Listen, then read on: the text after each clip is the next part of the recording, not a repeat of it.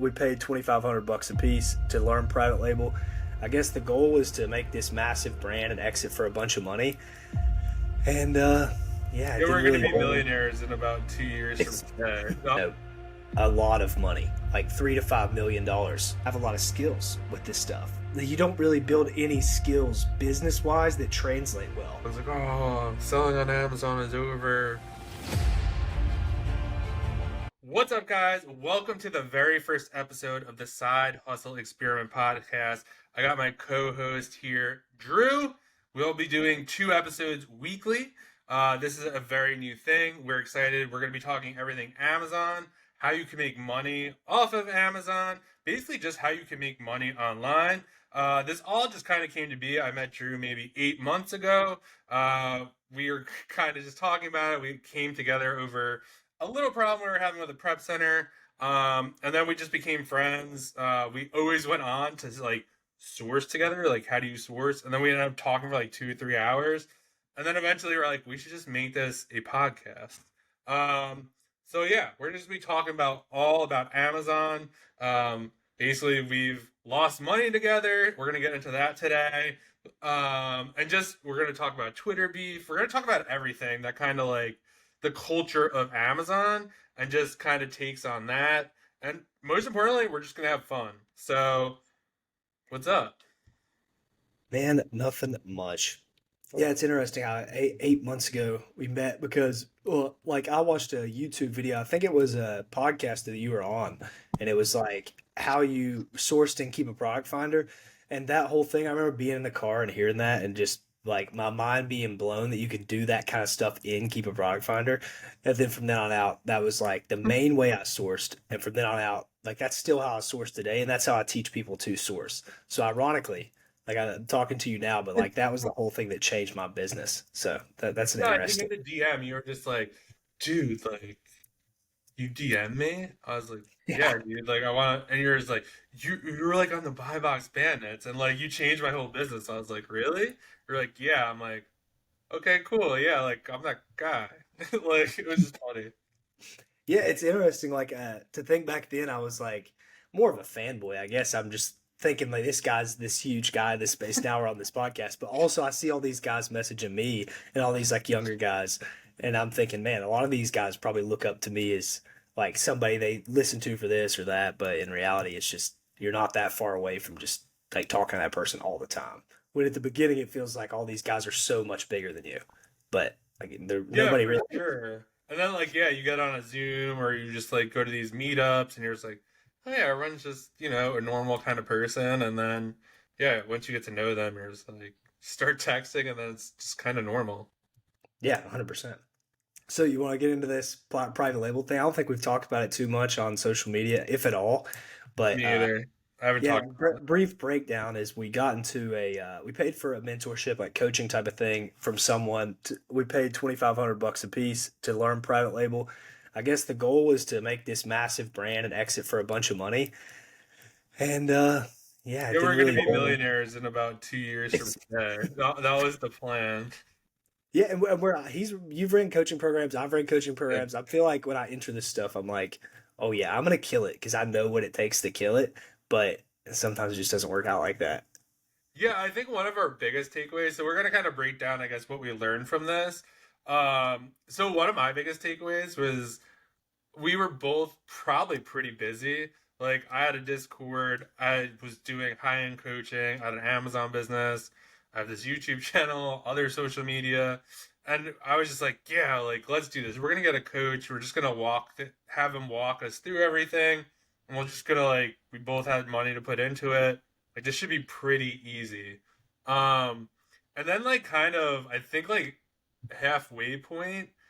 I think we had like we would like do a Zoom before and after, like to kind of be like, all right, like this is what we're gonna talk to him about, and then after like I guess like a breakdown of like what we had to do next.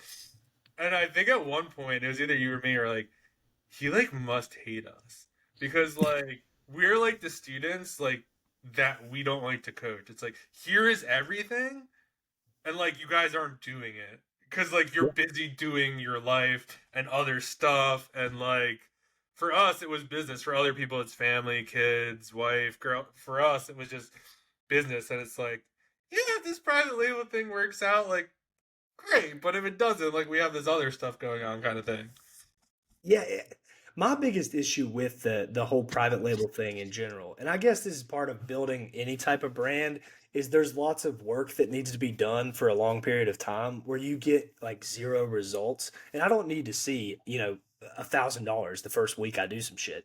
It's just I want to see some type of tangible like output for my input, and that stuff there's no output that comes. Like you think of all these ideas, you brainstorm the name of the brand, all this different what you're gonna do, but it's like the whole time it doesn't even feel like you're doing any work. So it's very hard to go do the work because you're not really doing any work. And I think that's just because we were brand new to it.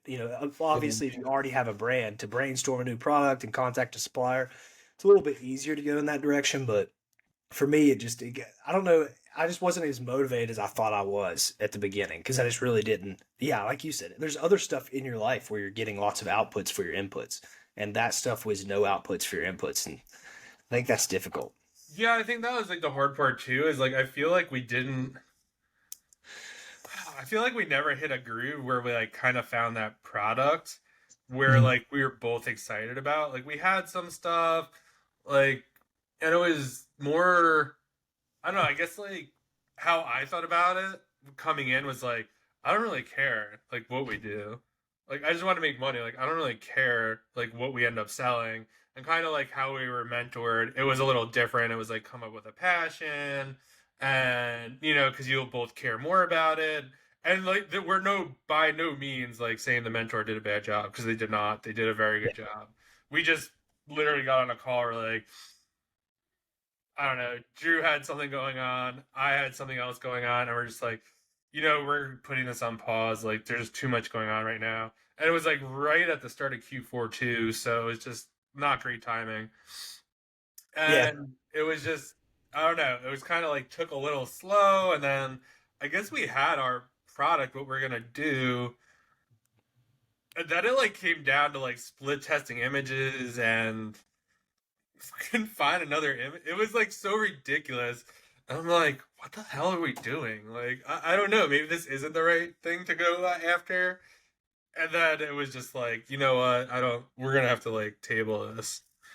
yeah. It's just a lot of ambiguity. I think that's any part of like starting a brand, and maybe it's like starting any business because maybe people that come into do an OA or whatever it is, maybe they are all thinking the same thing of, oh, I can't find anything, and when I buy something, it doesn't sell, whatever it is. So there's no real like results they're getting either. But I don't know. It just felt like such a long time horizon. I hate to be like I'm impatient and that's why I failed, but I really feel like it was largely because I was impatient personally, and it's like just really difficult. Because if it was something that, obviously, even with this podcast, it's like when I like the idea, I'm like, let's do this, let's do it this day, Yeah. let's get this done. I was nothing like that for the private label for the first 3 days, maybe, but you have to have both people like really passionate about it. And I think neither of us were really like through the moon after the first week of it. And that's just part of the learning lesson. I mean, I don't think it was too expensive of a learning lesson. Could have been way worse. We could have got like scammed by one of these guys that sold like a $15,000 program, and like it could have been way worse. And we could have True. bought. I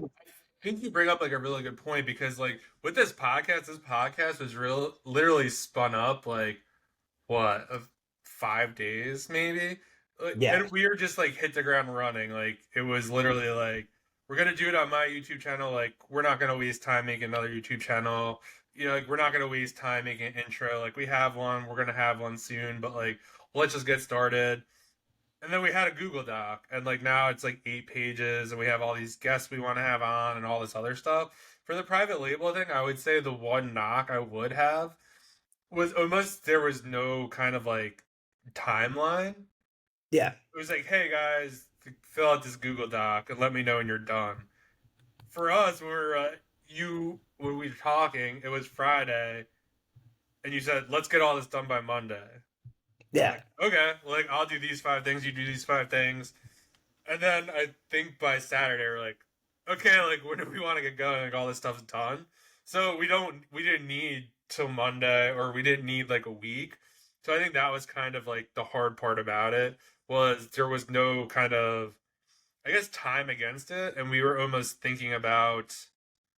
And you get caught up in this all the time, like the benefits, like, oh, we're gonna make all this money, like we're gonna have an exit, and we were looking at, I don't know, that guy who makes like the sex chocolates and all this other stuff, and we're like, oh wow, that guy's thing is worth like $100 million, like we could do that, and we were like thinking about all the stuff he's doing on TikTok, and it's like they didn't even have a product yet. Like we were all about like doing all the other stuff, but like sourcing a product.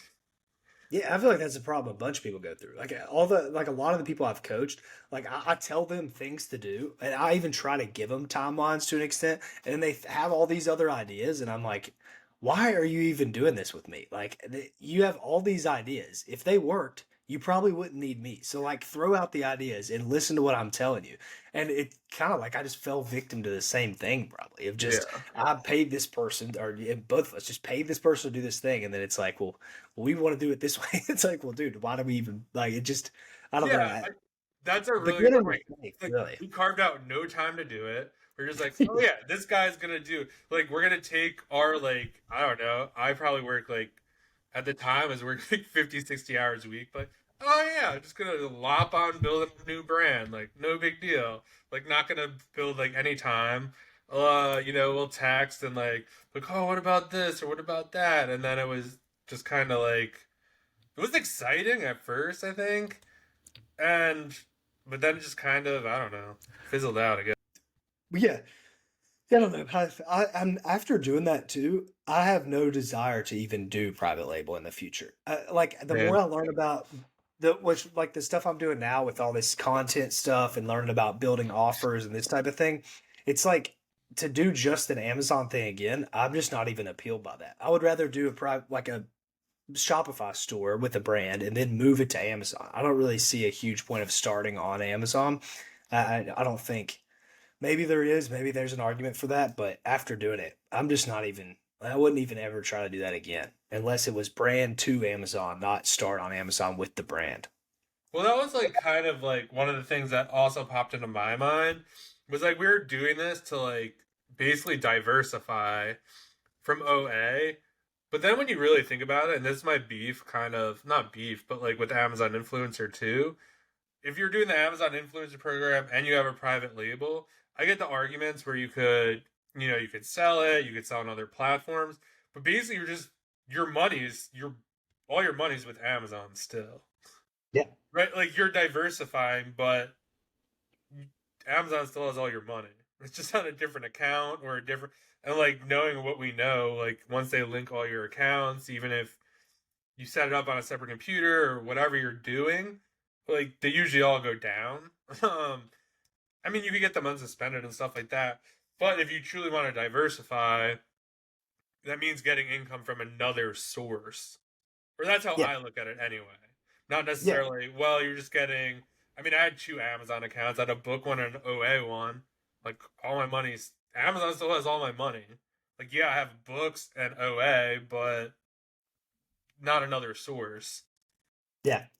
Yeah, I agree. I think it's a little, and that kind of, I want to talk about the future of that stuff anyway. So, yeah, I think all these horror stories that are popping out of people getting their accounts suspended and these different things happen, the Section 3 stuff, I don't know. I think that scares me a bit with putting all my eggs in like the Amazon basket, I guess, which to me it's just a lot of evidence that shows people are getting shut down, like big guys. And that's just the stories we're hearing about. We're not even hearing about the people that don't have social media.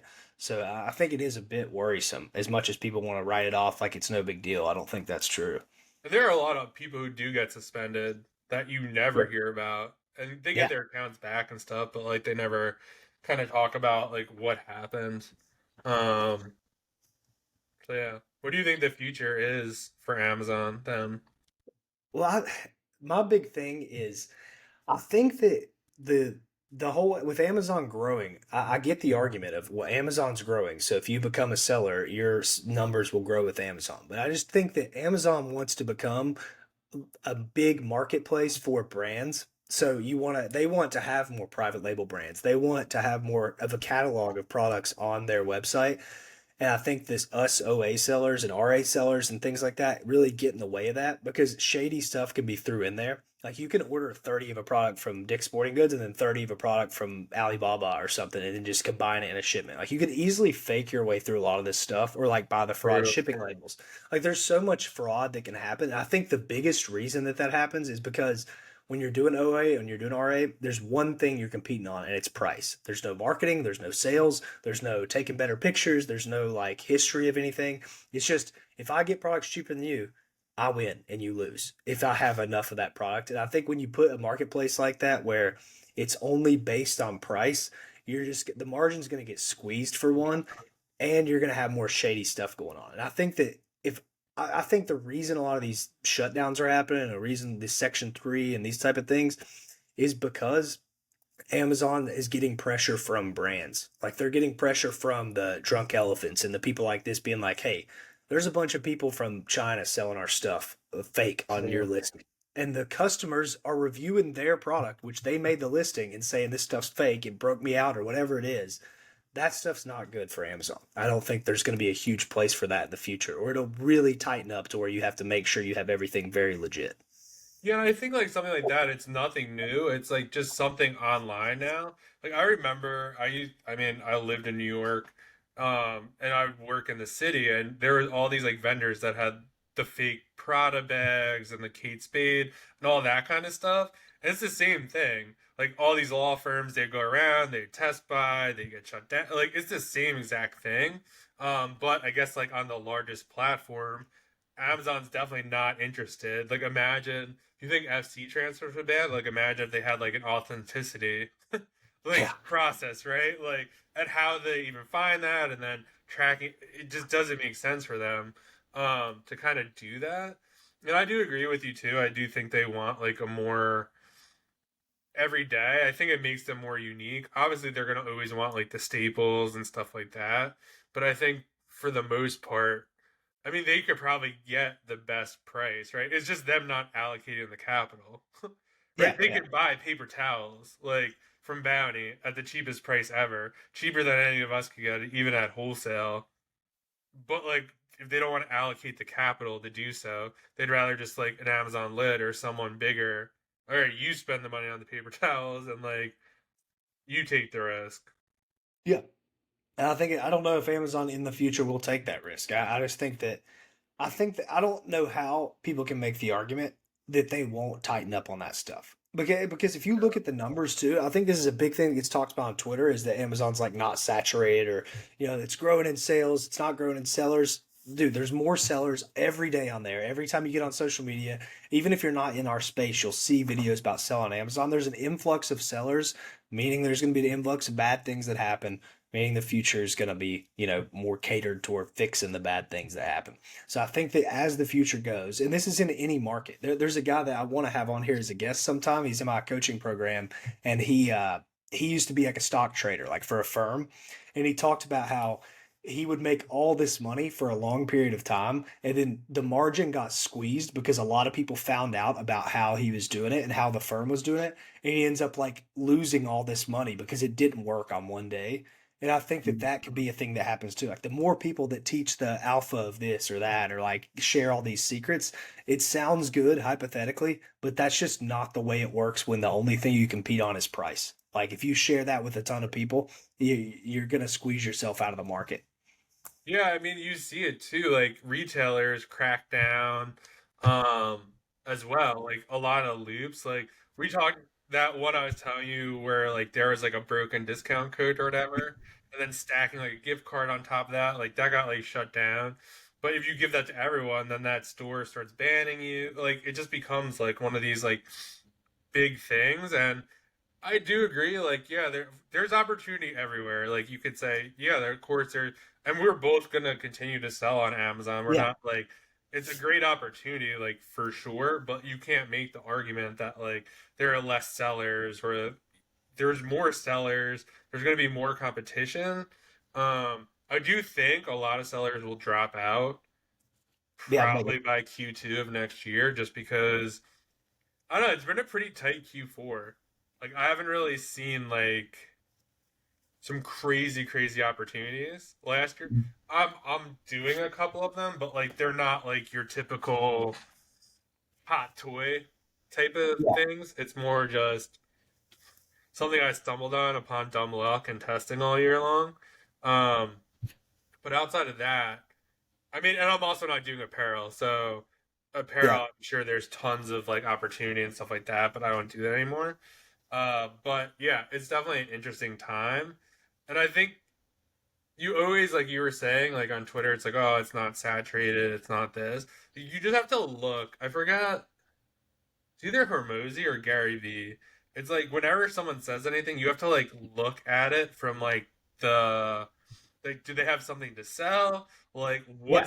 what's their deal in life, right? Like, I don't sell coaching anymore. I don't have a I don't have anything right now.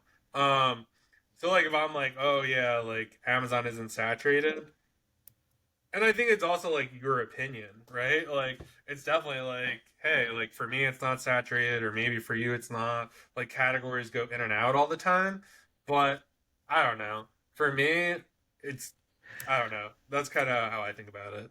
Yeah, I think like maybe I've got the definition of saturated. Like, I guess that is kind of the problem is because I tweeted about it how it was getting more like it's clear that it's more like saturated, and these people came at me and they were saying, "Well, it's just higher competition. It's not saturated," and I'm like, I'm pretty sure that's what that means. Okay, what do Yeah. you think? You think I meant that you can't make money? I'm literally making money on Amazon right now. I know a bunch of people that are. I'm not saying you can't make money. I'm saying the margins are getting squeezed because there's more competition and because of all these different factors that go on with Amazon. I think that's normal. That happens in every business model. Like every business model starts where you can make a bunch of money and then it gets saturated. It's like the whole TikTok shop thing that's happened right now. Yeah, it's great right now, but what about in a year? It's going to be like 10%, 15% margins, just like everything else. Like it just squeezes out if there's no huge skill barrier there. It's the same type of thing. So, yeah, I don't really, I think it's a lot of marketing. People saying that stuff is just, look, the opportunity's so big, and it is, but the way that they say it's a bit misleading in my opinion. Yeah. I want to jump into that tweet because that was kind of like the whole what they made more flipping burgers. Oh, yeah, yeah, Psycho. Yes, I just did a space with him probably like 2 weeks ago or so. And I've never talked to that guy before. I just DM with him a few Do you want to times. give the context of the tweet? Yeah, yeah, I remember it very well. I didn't have to look Yeah. it up because Yeah. what he so yeah, I just got to know him better recently, and he tweeted I worked at Whataburger for what, a year or Yeah. whatever, and they paid me 36 grand, and Amazon paid me 900 grand. And yes, he was like not telling the truth there. That's not the truth. But guys, like there's marketing, that's a thing, and that's what he's doing. Like you think that what do you think's going on there? Clearly he's just trying to get a good headline to hook you in to look at his stuff. And he got like 200,000 views, so it Yeah. worked for I one. did see that. Yeah. And people like calling him out on this stuff. I get it. I used to be that guy that would call people out. You're just doing yourself a disservice. Like you're just putting money in those people's pockets. I think it's fine. I think if there are people that can't tell the difference between like what he's saying there, then they're probably just stupid. Like that's somebody that you can't help that person. If somebody saw one of those hate tweets about Psycho, I don't even know if I'm saying his name right. I hope it's I don't know how to pronounce it either. but I want to like talk to him on here sometime. But if they say if they're gonna hate on him or whatever, it's just so counterintuitive. Like that's not gonna work. It's gonna put money in his pocket, and he's just winning the battle. Like that, he tweeted something that got you riled up, and now he has a bunch of attention. And what are you gonna do? Stop somebody from paying him? Like no. You think somebody's gonna see your amazing insight that this was wrong? No, that's not gonna happen. Yeah, we were talking about this, I don't know, a week or two ago, where it was just like you could try to come at these people and be like the police officer of like Twitter and all this stuff, and like we've been doing this a while. No one cares. Yeah, No one cares. No one cares. No one cares. Like you would think you're being like the hero and you're trying to save all these people. Like no one cares. And yeah, I think you have to use some common sense. And I don't know. I so when I grew up, my dad always had his own businesses. I love working for him, so I always worked for him. So maybe I just had a different frame. Like he owned a bakery, and I remember working there, and there would be like $2,000 in the cash register, right? And you're like, oh wow. But like I went shopping and like bought all the supplies, and that was like $800, and you're like, huh, like, and I was like 12, 13, like, wonder how that like plays it. You know what I mean? I was like, he doesn't like just get to keep that. Like, there's people that work, like, it's just a different frame. And I remember, I think I followed Watch Me Amazon. That was like one of the first people I followed. And he posted, I think he did like 10 million in sales for, I don't even know when it was. It's like 4 years ago. And like my first thought was like, man, like if I could even make like, even if I got like 10% of that, that's like $1 million. You know, I wasn't like, oh, like if I had half of that or like I was like, no, like I got like 10% of that, that's like $1 million. Like, you know, that's kind of how I thought about it. And like I think if you could like look at it that way and just think about that, and I think it's like a hard comparison to make too. I think he later like posted his seller board numbers or Yeah, something to kind of, very transparent. yeah, break down like how much he actually made on that or whatever. But I think like a big caveat to all this too is, oh man, like when I was working a full-time job is it's very different. Like I get it, like if you're flipping burgers and stuff like that, like it's easier to replace. If you're working more of like a corporate job, like, and that's not to throw shame at flipping burger, like that's not where we're going here. But basically, like, you know, when I was, let's say I made 4 grand a month, right? I didn't put up any capital. I just showed up. Like, I could be sick, I could be hungover. I did a good job, but like the average person is just showing up to work or working from home or just doing whatever, and they're gonna get paid, and they're probably gonna get a bonus, and they're probably gonna get a raise, and like they put up no capital, and if you spend that money, like that's on you. So for me, like for both of us, I could make $10,000 this month, put that into inventory, and lose 15 grand. So now I'm Yeah. down 5 grand. I didn't even get to keep the 10 grand, and like yeah, that's a decision on my point, but like no one's taking your salary. Like unless maybe you work commission based or something weird like that. But generally speaking, right? If you're flipping burgers and they pay you $500 a week, they're not taking the $500 at any point. Yeah, right. I mean, it's just the low risk, low reward or medium reward compared to the high risk, high reward thing.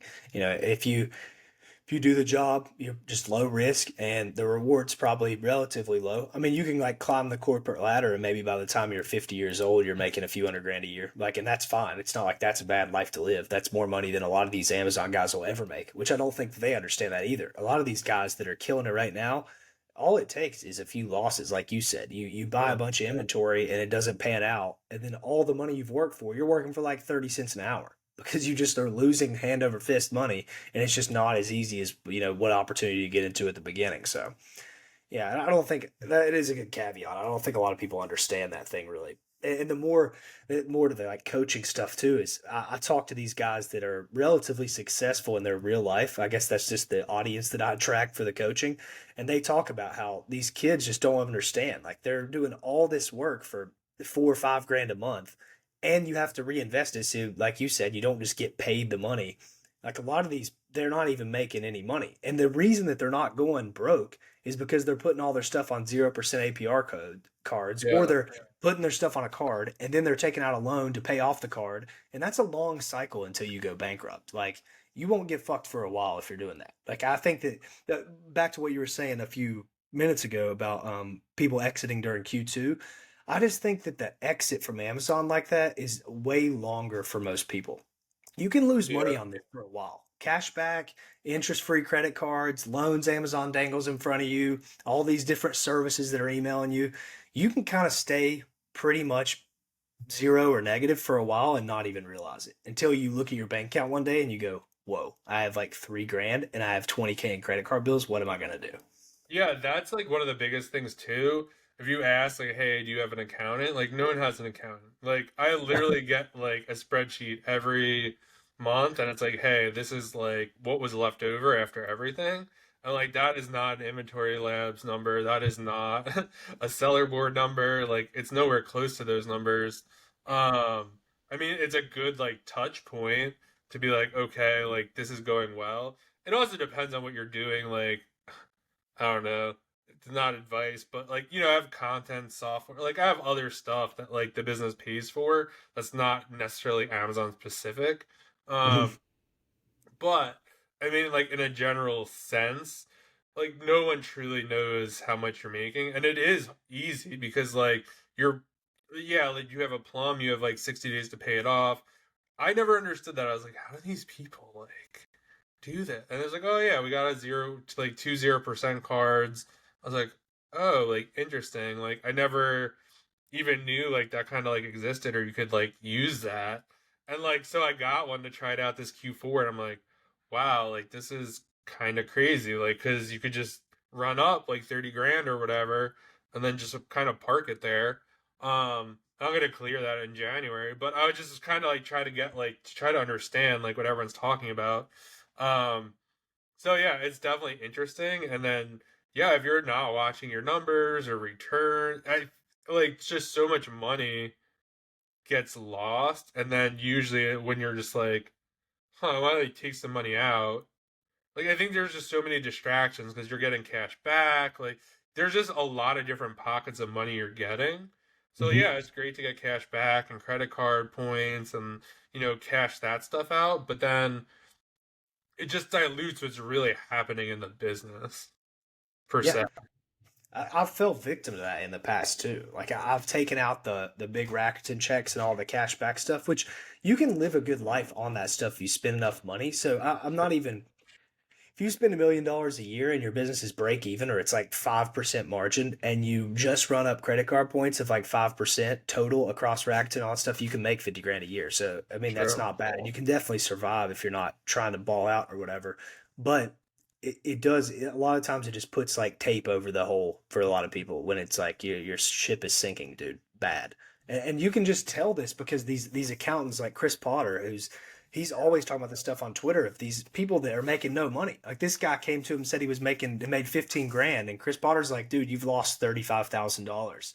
Like that is the epitome of what is going on with a lot of these people. And then a lot of kids, which are like 18, 19 years old. For one, I don't understand how they're getting these huge credit card limits because I didn't have that at that age, and I never even tried to get big limits like that. But I guess that they just go to their parents and they go, look at this big opportunity I have. Are you finally proud of me? And their parents go, yeah, son, you finally did something. So I'm going to give you my credit card and then you can run up a bag with it. I assume that's how that conversation goes. But like, I just don't understand how these kids scale up that fast. And this, maybe they don't have a big, assessment of the risk going on. But it could go very wrong. And that is when you take the risk. I'm not even saying it's necessarily bad or Yeah, good. sure. It's kind of shining light on it because when you're young, you should take the risk. But that could really pay off bad. That I've kind of made the decision the last few months that slow down the Amazon big time in the midst of Q4. It's like, why would you do that? It's like I don't want to rely on this full time for my income forever. I've been light has been shined on new opportunities for me, and I just want to do that instead because I don't want to be spending 50, 100 grand a month taking on a massive amount of risk. And I've talked to all these big sellers that do that, and they seem stressed out like a lot of the time. And I don't want to do that when I'm like older. That's just not in the cards for me at all. Yeah, that was like part of the reason, like when we failed the private label, we just kept going back and forth and like I was like, we need to do something together and like we'll have a business venture like outside of this podcast. Like we don't know what it is yet, but like it's gonna be something. And like I think that's the cool part about it. It's just we started, again, we're still selling on Amazon, like it's still a great opportunity, but it's just one of those things where yeah, I feel like that's kind of like the heart. I did like a reel that actually what did like pretty good, and it was basically like everyone thinks like Amazon's this like magic multiplier. We're like, oh, if you just put 10 grand in, like 50 grand's gonna get spit out in sales, and it just doesn't work that way. Like you got Dude, to if it spend worked at like least that, half all of of what us you want to make. Like if it worked like that, we'd all be rich as shit. And I yeah, don't know a lot of people that are super rich. If you're compounding your money 20 to 30% every month, we'd all be so rich, man. But that's not the case. Like it clearly doesn't work out like that. yeah, That's for sure. it's funny that people say that stuff. And it's like, well, it's just that's not the way that works at all. Yeah, and that's like the other thing too. Yeah, it's just a whole bunch of like stuff like that where it's just I don't know. It's not like I said, it's a great opportunity. I've been selling on Amazon 5 years, 4 years now. And I love it. And I think like stuff like this creates opportunity because a lot of people will probably drop out. Um, but yeah, it's definitely interesting. Yeah, I saw something. I've been like binging a lot of Ty Lopez lately because I never really was into him when he was, making his big come up. But I've got back into his content, and he talked about when you're young or when you're first starting business, like one thing you should really look for is a high margin business, something that's high margin, so you can make lots of mistakes and not lose lots of money, and you can learn more skills because a lot of times a high margin business just involves more skills, like more marketing, more sales. And Amazon doesn't require any of that, and it's low margin. And I've just got into it completely backwards. I started this stuff when I was 20, 21 years old, and a business that's maximum 20% margin, something around there. I know some guys claim they do 30 and whatever. Maybe that's the case. Average probably anywhere from 10 to 15, maybe even lower. That's a hard business to run. That requires a lot of capital. That requires a lot of awareness over all these different things, ability to make systems, hire employees. You have to do that stuff because of all the leakage that happens in a business. When if you're doing something like selling a ebook or something, maybe you're selling a fitness ebook online or you're selling whatever it is. It's just like 100% margin. You have so much room for error, and then all the cash you get, if you want to throw it back into the business, that's fine because you're like return on your spend is so much higher when you do it like that. Your ROI is like higher than if you just buy a bunch of products and sell them for 12% ROI after everything. And you take on Your the field. problem is like broken link or like the autoresponder email is not Yeah. working, which is a pretty easy fix. Yeah, it's just, and I think that's just I saw that Soros had talked to me on Twitter about that when I was saying that, there's better opportunities or whatever. I wish I would just known about other opportunities earlier, I guess. And he's like, well, it's just if you don't succeed with Amazon, you're not going to succeed with anything. And it's like, well, for one, I have succeeded with Amazon, but I don't want to build out the big system to build an Amazon business to like $10 million a year so I can make Yeah. 800 grand. Like that's crazy. When I could build a business that does $1 million a year and make 800 grand just with a higher margin situation. I don't think that's even known about in our whole space. I don't think a lot of people even know about that, except for guys that sell info and stuff like that. But it's never talked about. Just like Amazon's the end all be all, and I don't know if that's really the case. Yeah, no, I'd agree with you there. And yeah, my plan for like next year is probably do like, I don't know, maybe like 50, 60K a month in sales, maybe. And just kind of do, I don't know, whatever we decide to do, venture off and document that on here. And then yeah, have something we could exit or sell. Yeah, I agree. And there's lots of opportunity out there. I guess I don't know. Maybe maybe sometimes I fall victim to the shiny object syndrome type of stuff, but Yeah. me, I don't know. That once you're open your eyes to something, because I told you a bit about it, and I won't get too into detail, but I kind of went viral somewhere online and then made a decent chunk of money from going very viral like that.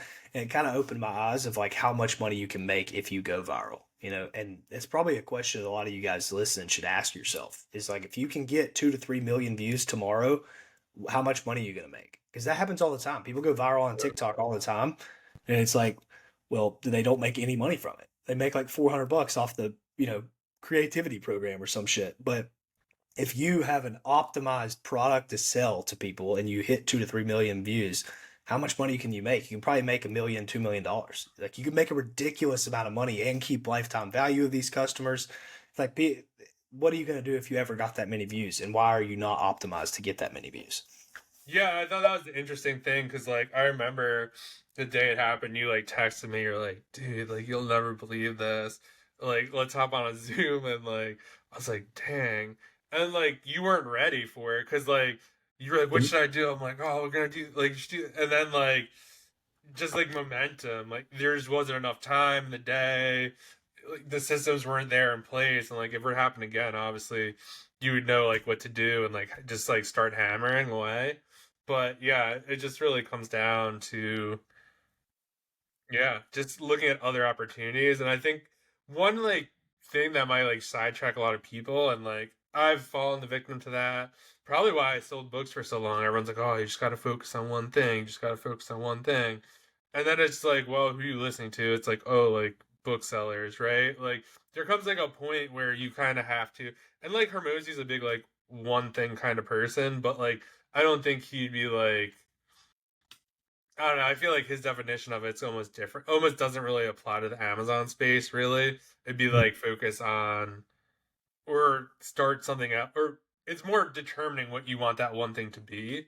I guess Mhm. is the thing. I never wanted the biggest Amazon business, so like it just never clicked for me like how to pivot off of that or kind of have that and something else. Um, but yeah, it's definitely interesting.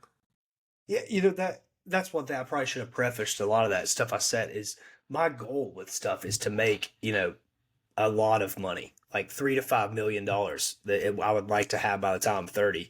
And then, from then on out, you're kind of not that you're set, but Yeah, you have enough money to invest it and then kind of live off your investments and then take risks that you cannot, I feel like that's kind of the sweet spot to be like really, well off. And I just, there's no way Amazon would get me there. So that's why I just want to pivot away from it a lot is because I think it's a great opportunity to make 100, 200 grand a year. And there's guys that make more. I'm not saying it's not possible. I'm just yeah. saying the most, from what I see, very difficult to get to that One 800,000. percent thing, like right, 1% Less of than people are one, going to less make than one. $1 million or Yeah. whatever the number is, right? Yeah. Like Way less than that's how it even one. is. And even the guys making that much money, like the biggest seller I know does like $15 million a year or so. And he doesn't even make nearly that much because you have to reinvest in your products. And he always has like massive amounts of debt over top of him, which is a lot of inventory based businesses. Like obviously that's the Right. case, Yeah. but it's like at that point, you're just really lots and lots of risk into this, into something that you can never really sell. You can't just get rid of it like you could a brand. If you're dumping money into your brand, well, whenever you're ready to, take it off the market and then, sell it for whatever multiplier, you can do that. But that's not going to happen with Amazon. So you don't have the exit opportunity and you still have all the downsides of running a business like that. So I think when you get up to those high echelon levels, I don't know if it makes a ton of sense. It's just a really good starter thing to get into, if like to just churn cash. I think it's a great thing to start like that way. Yeah, like you were saying, that was kind of like our goal with like private label is to kind of build that like $3 to $5 million thing that we'd both have. And obviously, we're gonna have another type of business that we're gonna do that for or shoot for that. But like, yeah, it just turned out like that it wasn't like kind of private label, um, for us anyway. Yeah. What are your goals with stuff? Like, what do you think? What were your goals when you got into Amazon first, and then what are they kind of now? So for me, it was crazy. So I was never thought I would do any content like whatsoever. I thought it was funny the other day. Romer, he interviewed me on his thing, and he was just like, "I never thought you'd have like 11,000 followers on Instagram or something like that." He's like, "I just never saw it." I was like, "I didn't see it either." So my thing was going to be like, "Oh, I'd do books. I'd crush it with books." And then the next progression would be like, "Oh, I'll start a wholesale business," right? Like that was like that's a hard part. Like you probably don't remember, but like when I first started, it was like if you were a bookseller, like you were the coolest person ever. Like you were an idiot if you did RAOA because like you were just buying stuff that was going to tank and you're spending more money on that stuff. Right? You're gonna spend $30 on something, it's gonna tank. I'm gonna spend $1 on something and sell it for 30. That was my concept of it anyway. That's Yeah. what it seemed like it would be. And then like eventually, the restock limits happen, like squeezed a lot of booksellers out. A lot of the bulk guys, I actually went the bulk route because that was just my mindset. It's like, oh, RA, everything tanks. Like I didn't have the capital for wholesale. OA was like, to me anyway, it was like a foreign concept. I didn't really know much about it. And then once restock limits happened, I kind of met some other people doing OA. I was like, oh, like this model seems a little better, more scalable than kind of having a warehouse and doing bulk books.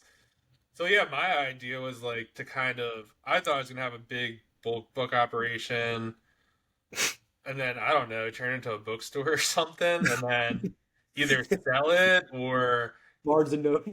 yeah, eventually get into wholesale. I don't know what kind of the plan was, but like my original plan was just to quit my job and figure it Yeah. out later. That was my big driving factor. Quit my corporate job, be able to make money on my own, and then probably teach people how to do the same thing. And I just didn't really like kind of the coaching or teaching, having a Discord.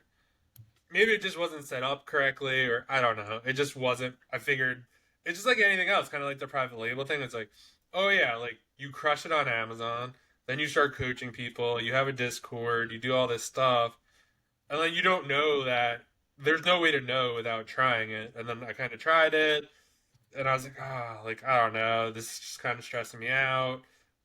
I'm just gonna keep selling on Amazon and just focus on that. So that's kind of what I did, and then kind of we met and we were talking about private label, and then eventually we're doing this podcast now. But yeah, I mean, eventually that's the goal is to build something that eventually could sell, or to have like that like 5 to even like 10 million bucks, in the next like 5 to 8 years, and just kind of go off of that. And who knows, build something together that could like get us there. So that'd be like Yeah. crazy if you think about it. Like we just kind of like it was like weird. I remember texting him like it's just kind of weird. Like I just we just two random people on the internet who like barely just met decide to send some other guy on Twitter like 5 grand to like start something, and it's just like yeah, like let's roll the dice on this and see what happens. I'm hoping in the future. Yeah, so my whole thing with it, yeah, you wanted to like, quit your job or yeah, quit your job and stuff.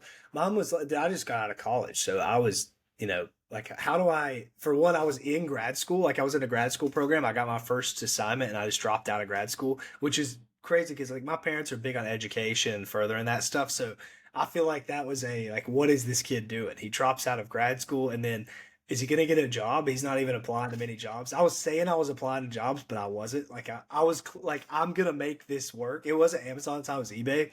And then once I started making decent money, I'm like, okay, I just want to make $100,000 a year. And then that easily happened on the first year, like way surpassed that. And I'm like, oh well, I don't know what I want now. And then the new thing was just, yeah, you need to make a ton of money. And then I noticed that my it stagnated year over year, like just because the more I would scale up on the Amazon, which this is my fault too. It's not like this happens to everybody, but it does happen to the majority. You scale up and your margin goes down and you're making like the same amount of money, although your revenue's higher and your cash back's higher. So you are making kind of more money anyways. But I was like, wait a second. The last like 4 years, I made the exact same amount of money, even though my sales are increasing every year. And it's like, that shouldn't work like that. So yeah, now I'm like, I got to get into something else. And I just realized too that I don't have a lot of skills with this stuff. That you don't really build any skills business wise that translate well. And maybe I tweeted something about that, and people were kind of saying, you do build skills, you build these like mental perseverance and that type of stuff. Dude, that shit is like, I already Build had that. stress management a little Yeah, bit, like I already had build that stuff. unhealthy like fitness shit, eat a lot more. Yeah, I just don't think that stuff's not. I'm saying like tangible business skills. I don't know that. Yeah, What do we know how to do? If you take away the content side of like making content, making clips, like for doing all sure. that stuff, what do you learn from selling Amazon? Like cash management, it's pretty good, but you don't learn anything about sales. You don't learn anything about marketing. You don't learn anything about developing products. You don't learn anything about creating offers. And I just realized, man, I'm really far behind the game when I thought I wasn't because of the money and the cash flow and the that kind of stuff. But at 25, I'm like, man, like I don't know anything about anything really except for Amazon. But that's such a niche type of thing that it's like that can only take you so far in life. And maybe there's arguments against it, but Yeah, I no, like and that's kind of I was like the opposite. I thought I was so far behind on Amazon because like I didn't start till I was 32. yeah, Um, and it was just crazy to think. And now it's like, damn, like I had all copywriting and marketing skills, which is like big now. So I would have went with that first. But like you don't know until you know because it wasn't as big back then. But like I think that's kind of like how we're gonna like smash something together. It's just like yeah, all this like marketing and stuff that like we've learned just from like talking or making content or like watching stuff. I think that's kind of like the exciting part about all this. And I think, yeah, it's one of those things where you have to like wrap your head around it. I think you get like so set in your ways sometimes. It was just like, oh, like we both start, oh, how to make money online, and like Amazon popped up or like whatever. And then you never do that search again, right? yeah, 'Cause, like you, and it's like now, geez, there's like nothing's easy, no, obviously, but like, you know, why not do the search every so often and just be like, oh, like I never heard of this. Like maybe this is a better skill set. Like the thing I learned the most probably doing Amazon is like I enjoy making content much more and doing stuff like this than the actual running the day to day of the Amazon business or trying to outsource that. Like I'd much rather do this and make clips and help other people through content, then kind of do all the other stuff that kind of goes into it. Yeah. I think that's an interesting thing. Like you look up how to make money online and then you just never do it again. Yeah. Which I've been in and out of it. Like throughout the years, I kind of like step my foot in something, but yeah, I'm kind of taking the big leap now because it's not even that not even either that I'm just going to leave Amazon behind. I just like hate this and try. That's not the case at all. I still Yeah. think it's good. Like my name's Drew FBA. I got to stay somewhat true to it. But I think that I want to learn skills that can make me loads and loads of money and can help people. Like I would love to be able to help a local business with some type of thing like that. If it ever that not that that's the goal at all, Yeah. but I just want to learn those type of skills. It just makes you a more well-rounded person. It makes you more, your ability to do everything better. Which yeah. And I just noticed from talking to more and more guys in this space, I'm not sure a lot of these guys have many skills at all. Like I don't ever get, I'm not overly impressed by anyone I talk to about that kind of stuff. So yeah, that's kind of where I'm at with the whole thing. It's just I want to learn more stuff. I want to be like Hermosi and these guys that just know tons of stuff about tons of different internet skills because that's where the future is going. So you might as well be prepared. Yeah, I agree 100% with you on that. Yeah, if somebody's listening to this and they're like, well, what is he even talking about? What kind of skills? Really, the copywriting stuff, like he said, you want to be able to sell people on stuff, but with your words, that's obviously important. You don't really have to be able to make video content, but making a VSL, like a virtual sales letter, that stuff's important as well. You want to be able to write copy for that and speak it out or make the content to make it good. But edit up videos and then build an offer. What's like Hormozy got $100 billion offers. Like, can you build an offer that really people would buy into?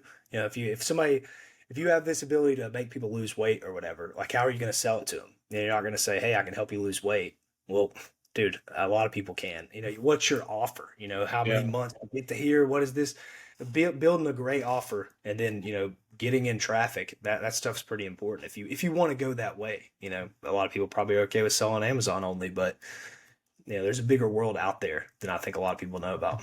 Yeah, I think that's something we talked about. It was just like, man, like we were like, yeah, we're still gonna sell on Amazon and all that other stuff.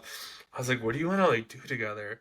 And we were both just like, yeah, something we could like sell or something that we need to build or it's a skill or whatever it happens to be, more that and we're in control of, right? We could take if we created a digital product, like we could, of like YouTube shut us down, like, well, there's Twitter, there's all other things. If Amazon shuts you down, like I guess Walmart's becoming like more popular, yeah, good luck liquidating that on eBay and stuff like that, you know what I mean? Like it's just not gonna happen. Yeah, I agree. You just have more when you have the skills thing is just so important. I don't know how that all gets. The sourcing skill is a skill, I guess, to find cheap Yeah. stuff. That is like a skill, but it relates to mainly just reselling. So yeah, it could be for eBay or you could even source stuff off Amazon to sell on Facebook. There's probably ways you can do it like that, but in terms of tangible, large business skills, yeah, I think that's an important point that gets missed a lot of the times when all these talks are going on about Amazon. Yeah, I'd agree Which with you. maybe that's the selling point of Amazon. I mean, I guess that kind of is the selling Yeah, it point. is a selling point. They take care of all the stuff that, Yeah, you don't need to do marketing or all this other stuff. And I think, yeah, that's all good and great. And like, that's why I kind of got into it. It's like, oh, like, yeah, I don't need to sell someone anything or like, I just go scan books. I don't have to do anything. But then, like, what you do learn as you grow and scale, right? You just can't go to, if you want to do it full time, I mean, I guess you could, it'd be really hard. But if you want to just scan book, eventually you got to ask someone at the thrift store, "Hey, do you sell this in bulk?" Or you got to yeah, call a book and like convince them to sell you in bulk when you don't have a warehouse, you don't have a forklift, like you don't have all this stuff necessary. You have to come up with a way to convince them to at least start um going this route. And like, so that's skill one. Then it's like skill two, like these people don't take credit cards, right? In bulk books. Like, all right, now I need business checking or a wire, or like, how do I set that up? Or now it's a delivery schedule. Like, I learned really quick.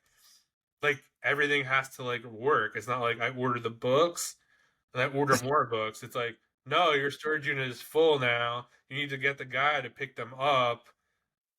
And before you get new ones, you have to have this all happen in a week. So how do you get through them all in the 2 day? And like now you build like a system and stuff like that. So I feel like I learned a lot more skills running the book business, then eventually getting a warehouse. You learn a lot about real estate and like, the rent is not the rent. Like there's electric or there's a cam fee or there's all this like stupid shit that like you don't think about, or it's like, oh, I got this big warehouse, and it's like, hey, dummy, like you need tables, you need bins, you need like $5,000 worth of stuff, or like extra computer screens, like and workers and all this other stuff. And I think a lot of that stuff gets like kind of glossed over. Mhm. And that's kind of what we're going to try to like bring to the podcast, more like deeper stuff like Yeah. that, and not just like, oh yeah, I started scanning books, and like that's all good and great, but like kind of the deeper kind of knowledge Yeah. of people running these businesses, or even just anyone making money outside of. Yeah, which I think we could in the future too, to do an episode on just Amazon, like loads of like alpha with the Amazon stuff. But you know, I don't know that there's a lot out there. If you listen to other podcasts on this stuff, you'll learn a lot about Amazon, and really, there's no shortcut to just doing the work of it. Yeah. It's a very easy game. You just find really cheap shit and you sell it for more. That's like the gist of it. And then there's lots of complications in between with the OA stuff. But we can do one definitely sometime of like, rip it on the little niche things, giving some value on the Amazon side because I feel like people probably think that we know a lot about that stuff, even if we don't know as much as they might think we do. Yeah, for sure. What do But you think yeah, about this tweet by Arb Ops? It's sad to see one of the bigger names in the resale industry pushing 90-day return, so no risk. do you know who he's talking about there? I don't. I don't either. I'm sure it's Uh, somewhere in the Twitter sphere. yeah, I would if I had to guess, and I know nothing about this. Legit, this is coming from the top. I just heard I this think, morning.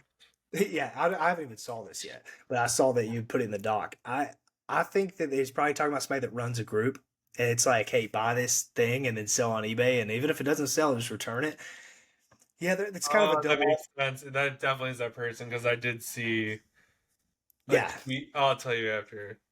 yeah, it's just one of these like group running guys. I don't know about the return stuff. I mean, I get it that you don't want to ruin your relationships with these brands and you don't want to return stuff, but I think in general, the people that are gonna return stuff are probably just gonna do it, and the people that aren't gonna do it. Like if I buy 2 grand worth of something that you send me right after this and you say, hey man, you got 90 days to return it, I don't even care. I won't return it.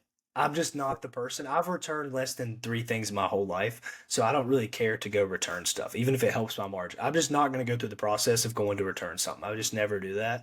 And there's some people that want to return everything that, like any kind of thing. Should I return this? Should I return this? It's like, I guess you For can. people with heat guns, like taking off Amazon labels. Yeah. Crazy. Yeah, I don't know. I'm not too big on that stuff. I kind of agree with Arbops. I think you just shouldn't return this stuff. I don't think it benefits you any. And I think it kind of dulls the learning lesson you have there too. 100%. I think that one of the reasons that I'm so good at the whole sourcing on Amazon stuff is because I really take my losses like right in front of me. Like I don't return the stuff, so if something dies, I just see it, and like that, there's like a dead inventory thing right there. And my death pile is a storage unit, 100 grand plus, and I've learned lots of lessons from that up until this point. And I think if I just return everything, you kind of dull that learning lesson of I can make mistakes and then I can just get the money back with a few minutes of work. I don't think that's a great mindset to have, regardless if it's right or wrong to the retailer. Yeah, I feel the same way. I feel like I've always been a big proponent of like you should take your loss and learn from it.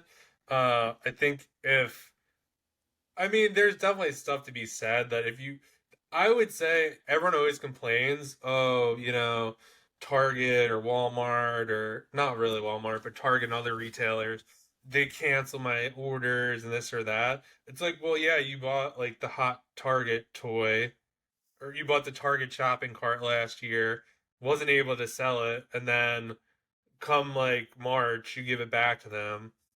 What is Target gonna do? Like, no one wants it anymore. You know what I mean? Like, you're just giving them what 100 shopping carts that they thought they sold out of, and now like they have to liquidate it. So I think there's just a lot of stuff like that, or other sites. I feel like I always like make the comparison to like imagine if you had like 100 Stanley Cups in your store and someone bought them, and then 2 months later, like, nah, I don't want this anymore. Like, how do you feel? Like, oh, Pissed. that's so unfair. It's like, well, Amazon Yeah. said they got 90 days. Yeah. Like, if you're Yeah, gonna do the I'll do same that. shit, like, why can't it go swing the other way around? Yeah, and it's obviously a bigger corporation, so it's like you don't feel the Yeah, loss the same way, but it's the same thing. It is the same thing. If you think you're running a business with this Amazon stuff and you're returning that stuff, that's just like somebody doing that to you. And the real thing about you returning to Walmart or Amazon or Target, the bigger places, you need them more than they need you. So for they sure. if they shut you off, that's gonna like really hurt you, and that doesn't bother them at all. So I think ruining your relationship with any big retailer when that's the whole source of your business is probably not a great idea. So I do agree with our ops big time there. Like I just think that there's not too many benefits to you returning it. You just are skipping learning lessons, and you're just doing something that's definitely going to catch up to you in the future and catch up to all of us. You know, everybody that's doing RA and OA. I think people mass returning stuff is not good. Companies will catch on to that. I've been on some like cooks in the past to where people are like, you cannot return this after you buy it, and it's like the company now has to change their whole their policy because all these resellers keep buying them and then returning them afterwards. It's like that's definitely not good for anybody. It's not Yeah, even it good. hurts their business because then the normal customer is like, "What do you mean you can't return it? Yeah, Like, this I'm is not buying crazy. this." And then Yeah, I think on the flip side too, it's like if you're gonna go into a buy being like, if it doesn't work out, I can return it. Like, it's probably a shitty buy. yeah, and you should know that. Like, it's terrible like business to like go in and be like, well, whatever. If it doesn't work, like I'm like covered. It's like no, like if you're putting your money in, like you got to be prepared to make it or lose it. That's how I Yeah, look at it. yeah, and I think that's mentally the way you should look at it. I really just think you learn more, like for sure. I think if you can just make lots of mistakes, if there's no repercussions for your mistakes, that's like a life thing. You know, it definitely applies to business. So, yeah, I agree for sure. What other topics did you have here? Oh, I saw a lot of people tweeting about this today, and I don't have a ton of like info on it, but Amazon came up and saying they're going to start charging customers for returns, and it seems like everyone's celebrating a little bit on Twitter, like, "Oh, this is great for apparel and other categories." And I don't know. I don't think it's that great. I don't think it's like that big of a thing. For one, I think I don't know. It doesn't say that the seller is getting any of that money. So They're it's like, not. oh, if you're buy a pair of sneakers, you're gonna have to pay $3.99 to return it. Well, I'm not getting any of that money. So how does that benefit me? Number two, I feel like if someone's buying $150 pair of sneakers, knowing Amazon is like a frictionless company. The person returning it guaranteed has no idea that they're getting four less dollars back. Guaranteed. Like the return rate's gonna stay the same. And number two, you really don't care if you're buying 150 pair of sneakers. If they don't fit or you don't like them, like you're gonna pay the $4 to return them. Yeah, I don't. Maybe That's how I look at it. Like I don't. it If you're buying something that's $15, it costs you $4 to return it. Yeah, they're probably not gonna return it. But like in the grand scheme of things, if you're selling apparel on Amazon, like you're most likely selling higher ticket stuff. It, Still gonna return.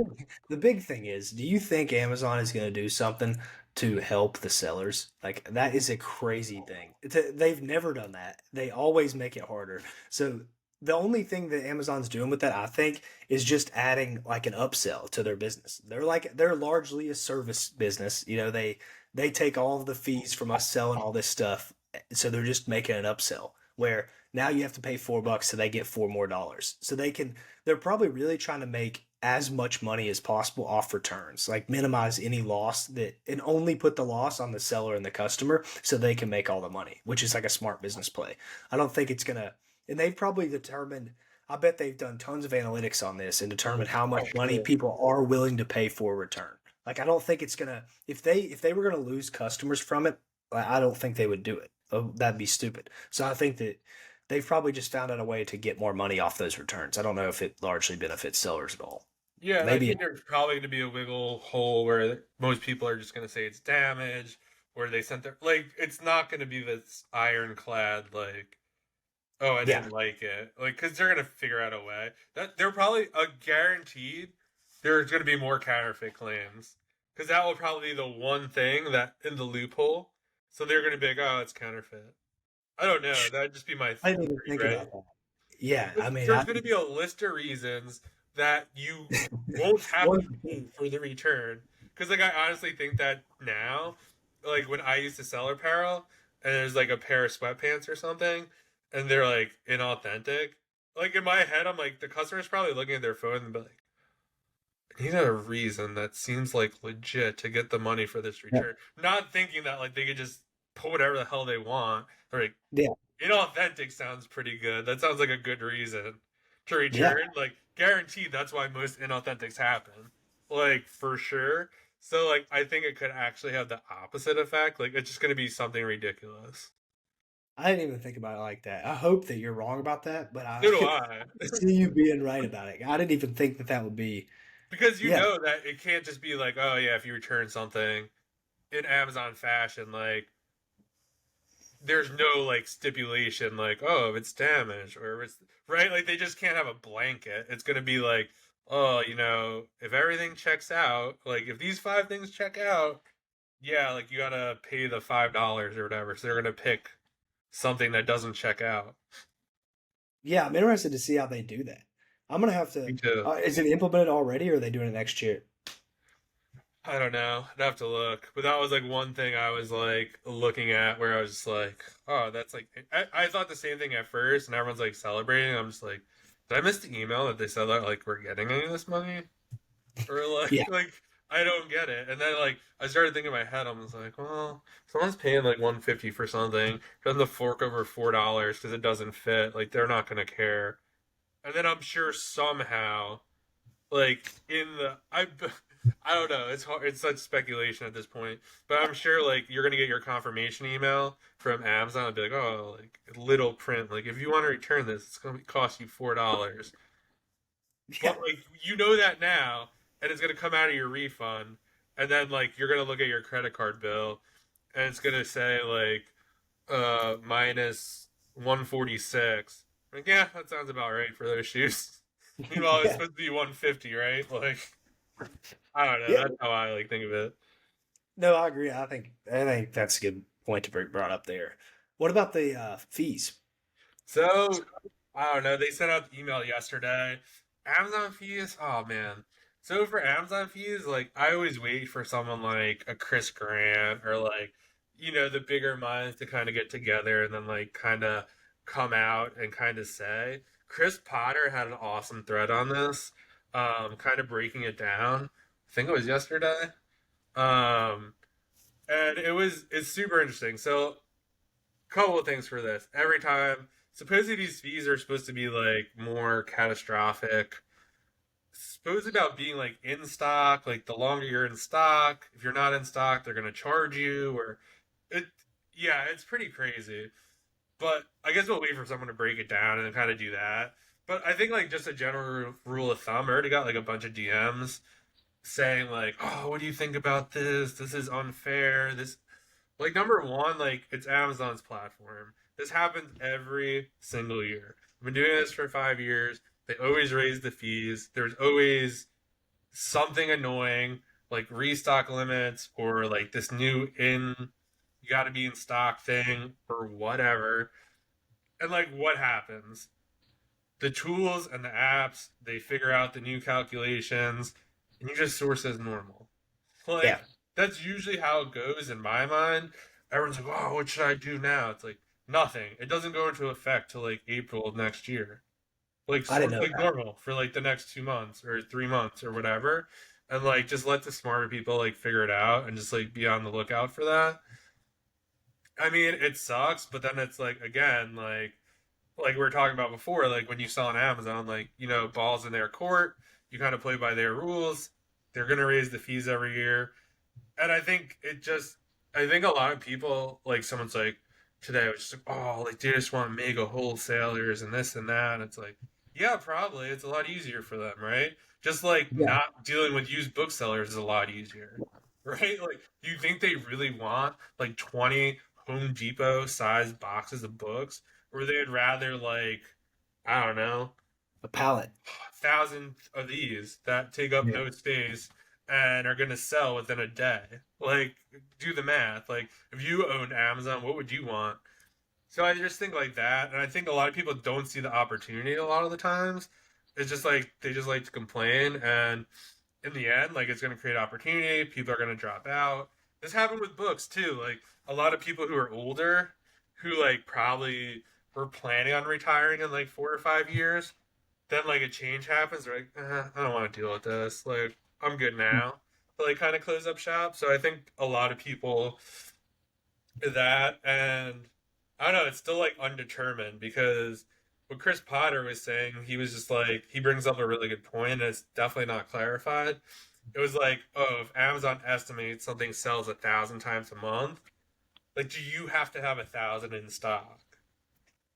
Yeah, because Or that's if there are 20 people on it, does you everyone have to have, what would that be, like 50? Or like, do you know your buy box share? Like, so it seems like Amazon didn't really, they do this sometimes where they just come out with this stuff and then yeah. people were like, well, how are you calculating this? And they're like, oh yeah, we didn't really think about that. Well, the best thing to do if you're Amazon is to come out with these statements and then let a bunch of people talk about it and then fix all the problems that people talk about. So that's Yeah. probably what's happened. They probably were like, let's just put something super vague out and then let everybody break it down. And then we'll have our employees go in, see where the holes are, see what can be improved, and we'll just do it that way. I would think that's probably what they did. It's a great way to test your ideas without like actually implementing them and getting so much backlash. So, Yeah, yeah. maybe that's why they put them like, oh, starting in April of next year or Yeah. whatever. And Or I think 6 they months. changed like the fees. You could go look in your email. Like some of like the apparel stuff, they're charging less fees on. I think if they're like, I don't know, under $20. Like in my head, I've always said this on like YouTube in my videos. Like whenever Amazon charges the fee, like changes fees or fee structures, they're basically telling you what they want. Like when they did restock limits like 2 years ago, and there was no restock limits on like apparel and shoes in your store, it's like, well, that's what they want, right? Yeah. They want you to sell shoes and apparel because they don't buy from Nike, so like they're gonna make it like Patrick Bet David. I've been listening to a lot of him lately, and like he talks a lot about like just how we're motivated by like incentives, and Hmm. like that's how you change behavior is incentives. So if Amazon's like, hey, like eBay did this. Like they were losing a lot of like people selling sneakers on the platform. So then they're like, no fees on sneakers. Yep. Right? So like, $100. oh, no fees on sneakers. Like I'm just gonna sell on eBay because I get all that money. Yep. 100%. Maybe that is what they're trying to do. Maybe it's like open. The way I saw somebody break it down. I thought it was if you didn't have a lot of stock of stuff, you got charged more money. Which for Yeah. my business model, that's like awful because I do tons of test buys, especially in the past. I've done like 3 to 7 of everything. So I guess I'd be charged massive amounts of fees where I don't go super deep on stuff. And I know a lot of other bigger sellers run their business like that too, where they have like armies Yeah. of VAs that find a bunch of small deals and it compounds into like better. It's just like you're going deep. If you're going wide on 30 items, it's just like buying a lot of one item. So, but if that's the case, that really hurts margin. If it's like, well, you're supposed to have 70 and you only have three. Yeah, for sure. And that's like what like a lot of people were saying. And like it's definitely gonna hurt like test buying. And yeah, I think it's just, again, it's just like part about being in business too. It's like things change and like you just have to adapt and kind of work around it. I feel like every time there's been like like restock limits, like everyone's like, oh, selling on Amazon is over. It's like, no, like you just had to make some adjustments and kind of sell different things. Or I stopped selling books and went into OA. Like you just kind of have to make adjustments, and I guess the fees will always go up. And I don't know, maybe prices do go up or don't go up, or you just have to source better. I don't really know what the solution is, but I feel like most cases, like you just kind of have to like not worry about it right now. Like keep it in the back of your head, or like look at what they said and kind of apply it to your business and see, all right, will this affect me? Like how bad will it affect me? And just kind of play it by ear. But I guess like it hurts everyone too, so I feel like you Yeah, have to keep that in mind. Like it's not just for my store or Drew's store, right? It's for everyone's store. So like it hurts everyone, and everyone just kind of has to level up or just kind of leave. Yeah, I agree. I've never really paid too much attention to those recycling things because, or any kind of fees because for one, the calculators just implement them in, so you just Yeah. source better. It's like that. Either you're gonna run the business or you're not. So like, there's not really a what are you gonna do? Email Amazon and sign a petition? Like, no, you're just gonna you like still have to do the shit. It doesn't really matter. So Yeah, I that's agree. how I think too. I wouldn't be too worried on any of that stuff if no, you're watching this, you're early on Amazon. I would just say it doesn't even really matter. Like it's just part of the game. Like it always happens. Amazon's obviously going to try to make the most money as possible, and I don't think they care if like you're affected that much because you'll probably stay because that's what you're doing anyway. So yeah, Yeah, I think it's just adapting, selling. Seems like it would affect more of like the lower margin stuff, not so much the higher like lower margin, higher cost stuff. So like if you're yeah, selling that's fine. high SP items, it won't be Yeah, as bad, obviously, because you have more margin baked in there. But yeah, more fees are never good. But I mean, yeah, it's just part of the game. yeah, 100%. Well, you have anything you want to wrap this up, Yeah, let's wrap it up. or, or if you want to talk about something else, we can do that too. I think we got all the bullet points. Yeah, That's pretty. I think Yeah, I we got all the guess. bullet points. Let us know what you guys think in the comments of our first episode. We're gonna be doing two a week. We're actually gonna plan this stuff out, have talking points and stuff like that. If you guys have any questions, we can cover those. We're gonna announce like kind of like when you could subscribe and do all that stuff, and social media will have once we get that stuff set out. We're kind of announce that. But thanks for coming to the first episode. Let us know what you think in the comments. We'll see you guys in the Yeah. next one. Well, before you stop it, Yeah, go. I'll add some words. Yeah, go. One, follow us on Instagram. I think it's called Side Hustle Experiment Podcast. Pretty Yeah. simple. You'll probably link it in the description, anyways. And yeah, if there's any topics that people want to discuss, talking, it's not just Amazon that you can like. We're gonna talk about a bunch of different stuff because we're not just only doing Amazon forever. So I'd like to open up. Kind of my whole goal of doing something like this would be to open people's eyes to other things. So it's like I want you guys to learn from Amazon stuff, but also learn other business skills in general. So If you yeah, have any guests you want to, put them in the guess for comments. sure. Yeah, we already have a pretty big list, but if there's some super requested person, I'm sure we could somehow make that happen. Oh, yeah. Yeah. All right. Peace, everybody. Peace.